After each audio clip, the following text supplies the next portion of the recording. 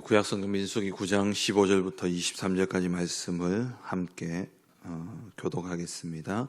성막을 세운 날에 구름이 성막 곧 정거의 성막을 덮었고 저녁이 되면 성막 위에 불 모양 같은 것이 나타나서 아침까지 이르렀으되 항상 그라여 낮에는 구름이 그것을 덮었고 밤이면 불 모양이 있었는데 구름이 성막에서 떠오르는 때에는 이스라엘 자손이 곧 행진하였고 구름이 머무는 곳에 이스라엘 자손이 진을 쳤으니 이스라엘 자손이 여호와의 명령을 따라 행진하였고 여호와의 명령을 따라 진을 쳤으며 구름이 성막 위에 머무는 동안에는 그들이 진영에 머물렀고 구름이 성막 위에 머무는 날이 오랠 때에는 이스라엘 자손이 여호와의 명령을 지켜 행진하지 아니하였으며 혹시 구름이 성막 위에 머무는 날이 적을 때에도 그들이 다만 여호와의 명령을 따라 진영에 머물고 여호와의 명령을 따라 행진하였으며 혹시 구름이 저녁부터 아침까지 있다가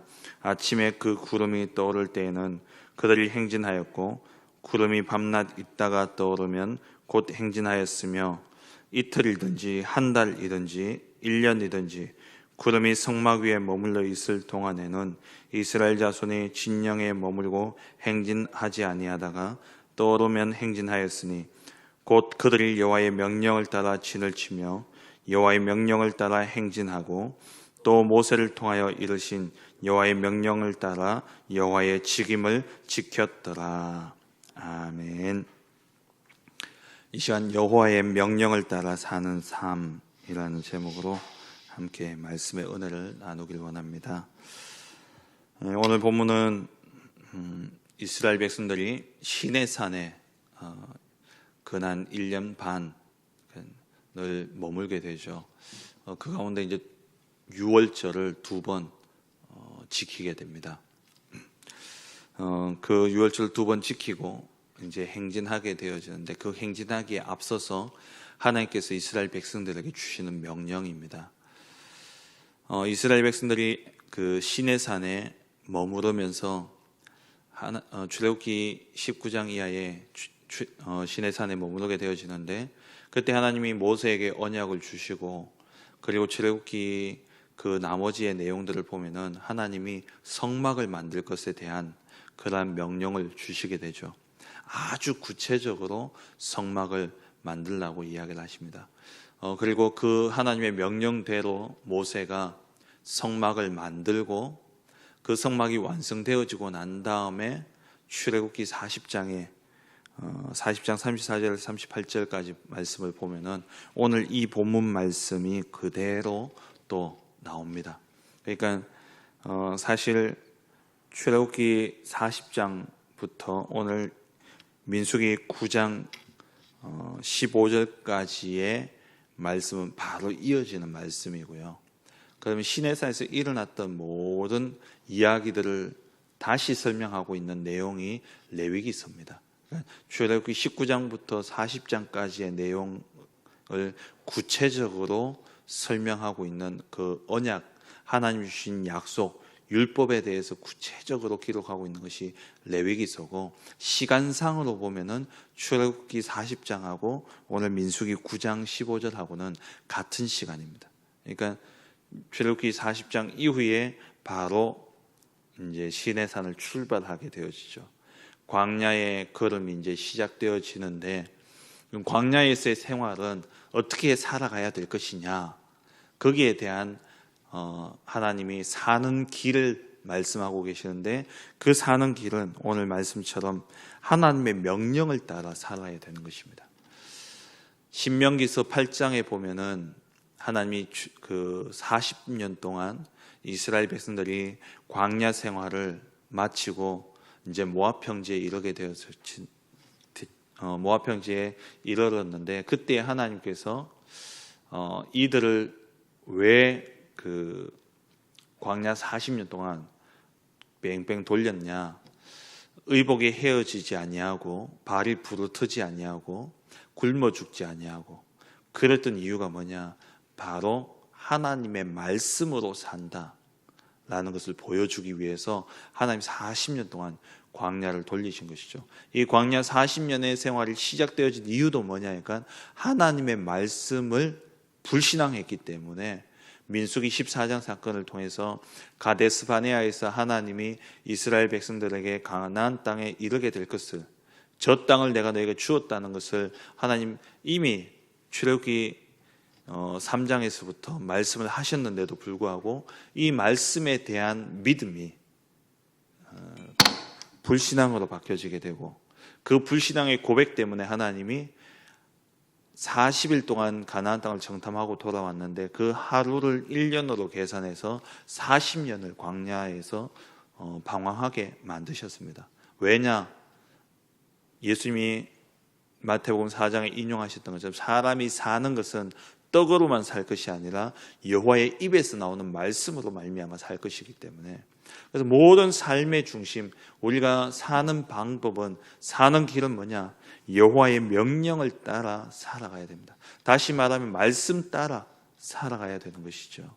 그럼 오늘 말씀에 보면은 하나님이 이 광야 길을 가는 동안에 하나님이 사는 그 길을, 살 수 있는 방법을 말씀을 통해서 주셨는데 그 말씀의 내용이 뭐냐 하니까 성막 중심으로 살라는 거예요. 성막 위에 하나님의 구름 기둥이 머무르게 될 것인데, 낮에는 구름 기둥이 성막 위에 있고 밤에는 구름 기둥이 덮여서 이 구름과 불 기둥을 통해 가지고, 낮에는 구름 기둥, 밤에는 불 기둥이죠.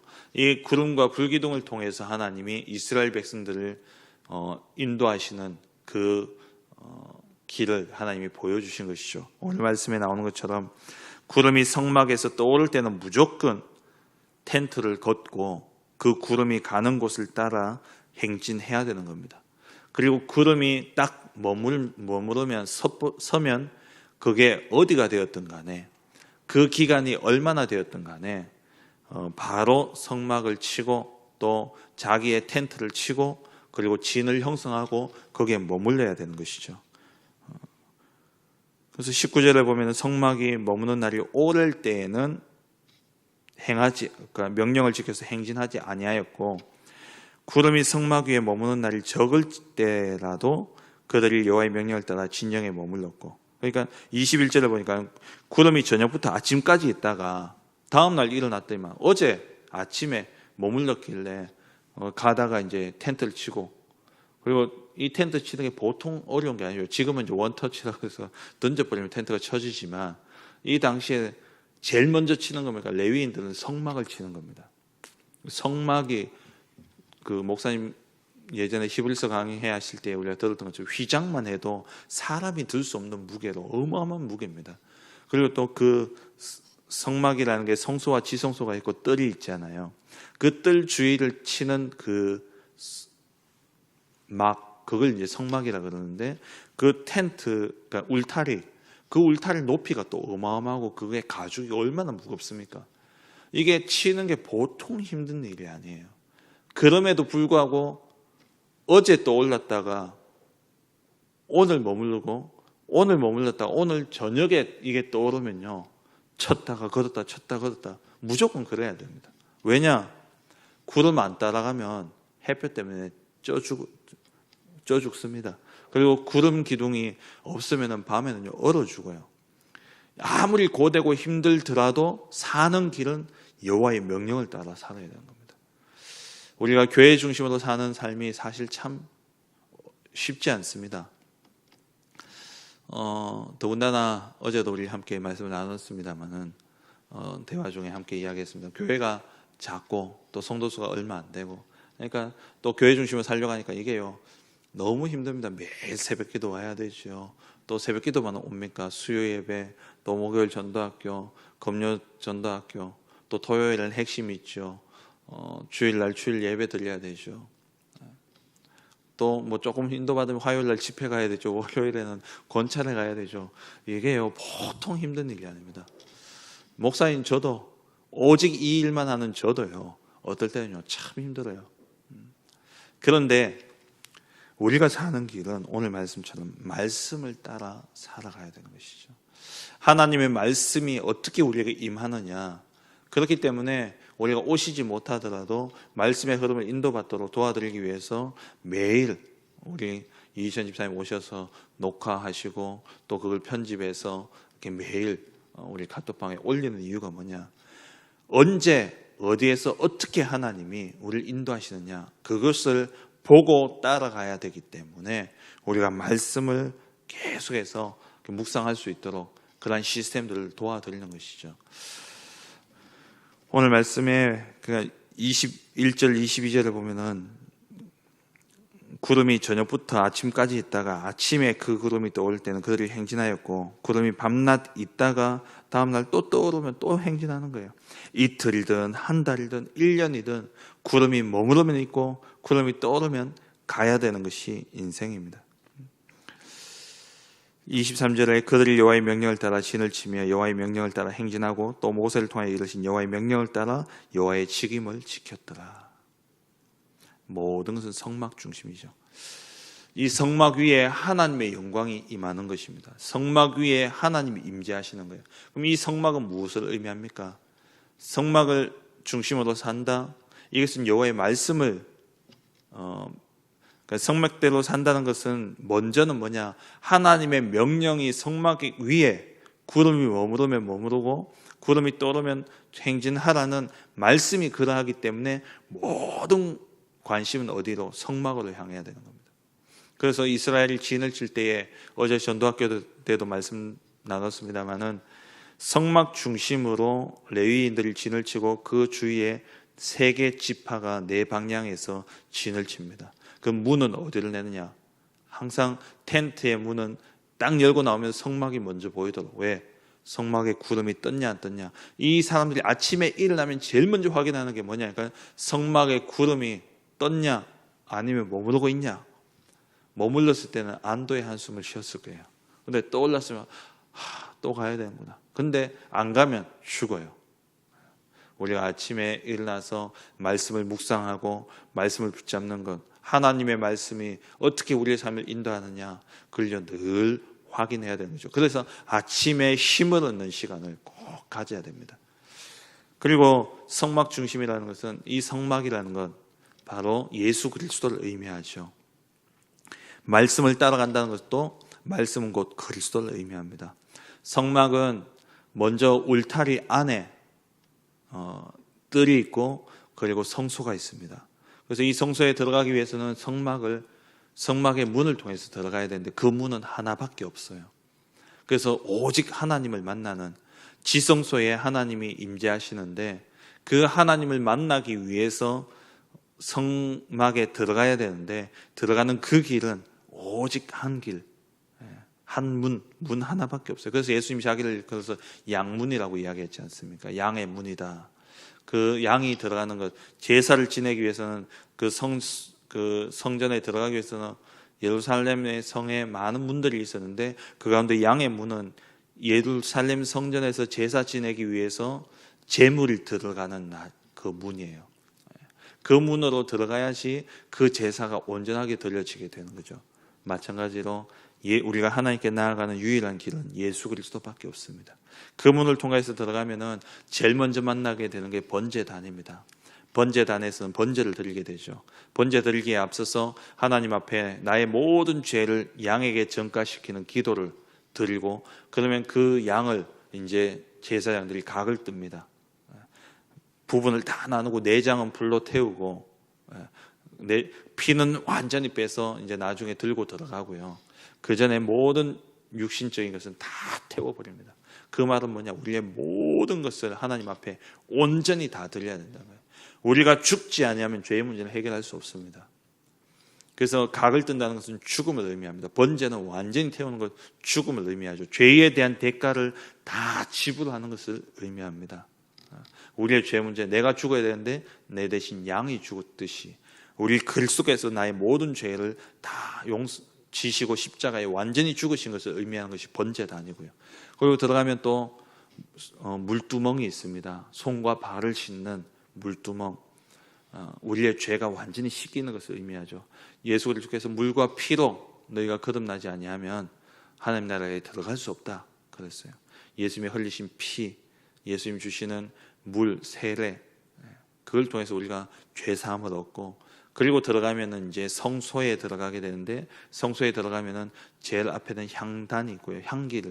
향을 피우는 곳이 있고, 들어가서 오른쪽에는 떡상이 있고요. 진설병. 그리고 왼쪽에는 그 불을 등잔대가 있습니다.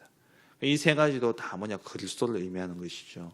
그리스도의 향기, 그리고 떡상은 영원한 생명의 떡 대신 그리스도, 그 등잔은 빛 대신 그리스도를 의미하는 것이고요. 이게 항상 있어야 돼요. 떡상의 떡이 항상 있어야 되고, 항상 등잔불을 꺼지면 안 됩니다. 그래서 사무엘이 성소에서 잤다는 말이, 성소에서 자면서 여호와의 불을 지켰다는 말이, 불이 꺼지면 안 되기 때문에 우리 안에 늘 그리스도가 24시 누려지지 않으면 안 되는 거예요. 그리고 이 휘장을 지나서 들어가면은 언약궤가 있는데, 언약궤에 뚜껑이 있죠. 언약궤를 덮어놓은 뚜껑에 천사의 날개 모양이 있는데, 그게 속죄소입니다. 그래서 대제사장이 피를 들고 들어가서 속죄소에 피를 뿌릴 때에 죄가 완전히, 백성의 죄들이 다 사해지는 것이죠. 그러니까 그리스도를 통해서 완전한 속죄가 이루어지고, 그 안에 언약궤, 하나님의 말씀을 따라가야 된다는 모세의 돌판이 있고요.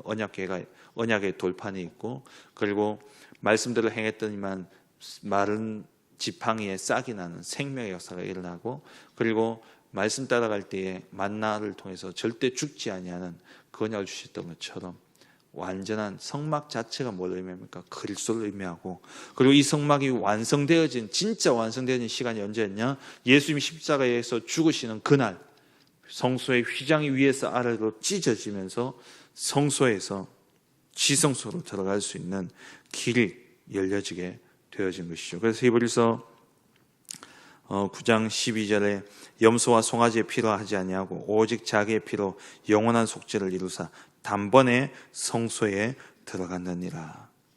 온전한, 그러니까 히브리서 9장 11절에 보면은 그리스도께서는 장래 좋은 일의 대제사장으로 오사 손으로 짓지 아니한 것 곧 이 창조에 속하지 아니한 더 크고 온전한 장막으로 말미암아 염소와 송아지의 피로 하지 아니하고, 이러면서 말씀이 나와요. 그 말은 뭐냐? 이전의 성막은 온전하지 않은 성막이었습니다. 이 성막이 온전케 되어지는 사건이 뭐냐? 그리스도께서 십자가의 죽으심으로 성소의 휘장이 찢어짐으로 온전한 성막이 되어진 것이죠. 오늘 말씀에 성막에 구름이 떠오르냐 떠오르지 아니하냐, 이걸 늘 확인해야 된다는 것은 성전 중심으로 산다는 말이고, 그 말은 그리스도 중심으로 산다는 말입니다. 또 다른 의미는 뭐냐? 바로 오늘날 성전을 통해서 선포되어지는, 성전에서 흘러나오는 에스겔서 47장의 말씀처럼 성소에서 나오는 물이 닿는 곳마다 모든 썩은 것을 생명 얻는 것들이 살아나는 것처럼, 하나님의 성전에서 주의 종을 통해서 나오는 이 말씀이 모든 것을 살리게 되어지고 말씀 중심으로 살아가야 됨을 말씀하고 있는 것이죠. 그래서 사도행전 2장 42절 말씀처럼 사도의 가르침을 받아 서로 교제하고 떡을 떼며 오로지 기도하기를 힘쓰더라. 이것이 우리가 사는 길입니다. 그래서 우리는 성막 중심으로, 교회 중심의 신앙생활을 해야 되고, 그리고 더 구체적으로는 성전 중심, 교회 중심으로서 교회에서 나오는 말씀, 강단의 말씀을 따라 우리가 살아가야 되는 것이죠. 결국 하나님이 성막 중심으로, 성막에 구름이 떠오르고 또 구름이 머무르고 거기에 따라서 행진하고 행진하지 않고, 이런 것을 주신 것은 곧 근본적으로 이야기하면 너희가 내 말대로 행하냐 안 행하냐, 이 말이에요.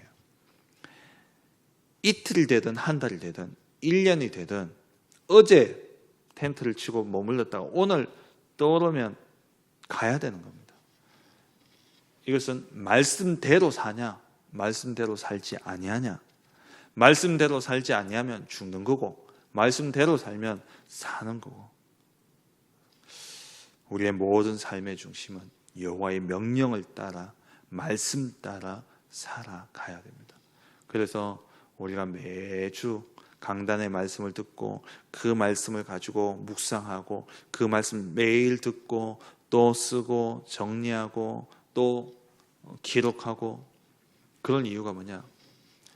우리가 사는 것은, 사람이 사는 것은 입에서 떡으로만 사는 것이 아니라 여호와의 입에서 나오는 말씀으로 말미암아 살 것이기 때문에 그렇습니다. 말씀을 맺겠습니다. 오늘 이 한 날도 또 우리의 남은 생애가 정말 올바른 삶이 되어지고 또 영원한 생명의 축복을 누리는 길은 다른 것이 아닙니다. 말씀 따라 가는 삶입니다. 오늘 이 한 날도 여호와의 명령을 따라, 그 말씀이 때로는 어이없는 말씀으로 여겨질 때도 있고 때로는 그 말씀이 내 상황과 전혀 안 맞을 때도 있고, 정말 나는 피곤해서 죽겠는데 나는 이제 일어날 힘도 없는데 오늘 구름이 떠오르면 그 장막을 쳐야 됩니다. 걷어야 됩니다. 그렇게 참으로 말씀이 나오고 전혀 안 맞고 말씀이 내게 너무 짐이 되어지고 부담이 되어질지라도 그 말씀 따라가지 않으면 우리는 죽는 겁니다. 말씀은 곧 생과 사의 그러한 기준이 되어지는 것이죠.